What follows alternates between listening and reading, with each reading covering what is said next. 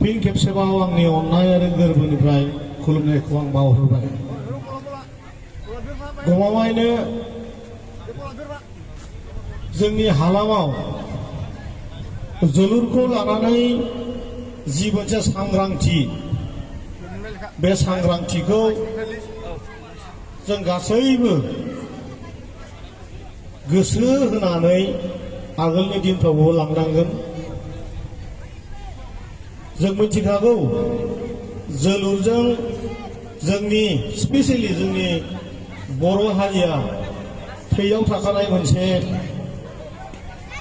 खेला, बेखौ जोङो हमदांनानै हाखादों। आरो स्पेसियेलि क'क्राझार होननानै बुङोब्ला जोलुरनि बागान, जोलुरनि जोनोम जायगा जोंनि बर' हालामाव जों साननानै लायो। जों उन्दैयावनो खोनायोमोन क'क्राझार गसाइगावआव गासैबो गामियाव गासैबो फंबायफोरा, गासैबो बिनानावफ्रा जोबोद जोलुर गेलेयो होननानै जोङो सानजाथिं थाग्रा जोंनि रायजो राजाफ्रा बे खोथाखौ मिथिगौ। आरो गमामायैनो दिनैनि दिनाव क'क्राझार बे ओनसोलनिफ्राय गोबां जोलुर गेलेगिरिफोर दिनै ओंखारबाय। आरो बेनिखायनो बिटिआर सरकाराबो सरकार गठन खालामखांनायनि उनावनो जोलुरखौ जोंनि बे बुहुमावनो जोंनि बर' हारिखौ सिनायथि होनो हानाय मोनसे लामा खालामनायनि थांखिजों जोङो गोबां माने सानखांथि गोदान गोदान लादों। आरो बिदिनो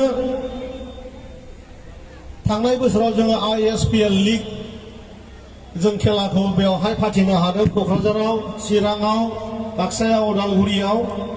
आरो बेबारावबो 9 नभेम्बरनिफ्राय आरो फिन खेबसेबाव साबसिन हामसिन गोजौ सानखांथिजों बेबाराव आरोबाव ISPL खौ फाथिनो बिटिआर सरकारा थांखि लादों। आरो बिनिनो आगोलाव क'क्राझाराव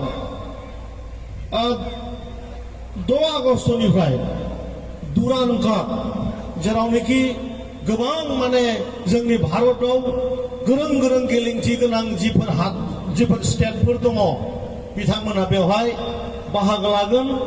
आरो बेवहाय सबनिसायबो गोनांसिन आरो गोसो होथावनासिन बाथ्रायानो जाबाय जोंनि बड'लेण्डनिफ्रायबो बेवहाय मोनसे टीमा बेवहाय पार्टिसिपेट खालामनो सुबिदा मोनदों।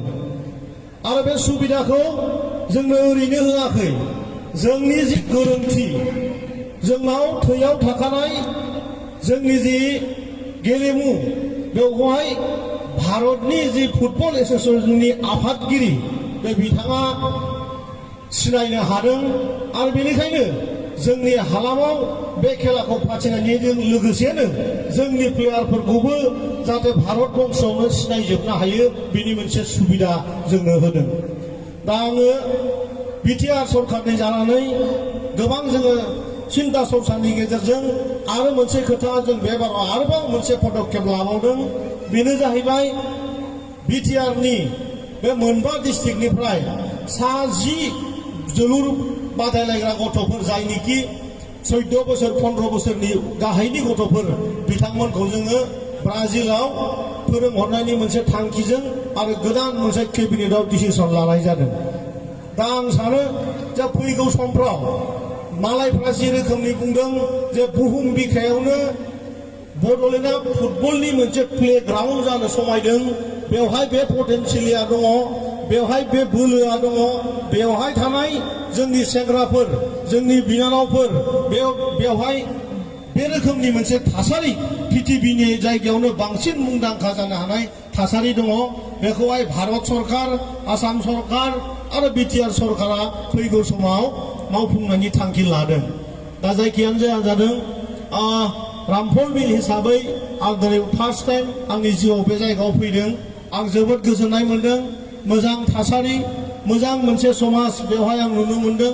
आरो फैगौ समफ्रावबो बेबायदिनो रामफल मिलनिफ्रायबो जाहाथे जोंहा बायजो हादोराव जि गथ'फ्रा ट्रेनिं लानो थांगोन जाहाथे बेनिफ्रायबो सासे सानै जाहाथे थांनो हायो आरो फैगौ ISPL नि जिल्ली खेला जोंहा जागोन बेवहायबो जाहाथे रामफल बिलनिफ्रायबो जोंनि गेलेमु जायफोर बिदा फंबाय दं जाहाथे सुबिदा मोनो आरो बे हालामनि गासैबो रायजो राजायानो जाहाथे मोजाङै गोग्गो देहा लानानै थांनानै थानो हाबाय थायो बेखौ आं इसोरनाव आरज गाबनानै आंनि जि बुंनांगौ बेखौ आङो फोजोबबाय आरो दिनैनि जि 13 बोसोरनि गाहायनि जि जोलुर बादायलायनाय बे बादायलायनायखौ आं बेखेवनानै होबाय होननानैबो आं फोरमायना होनाय जाबाय गोजोन्थों।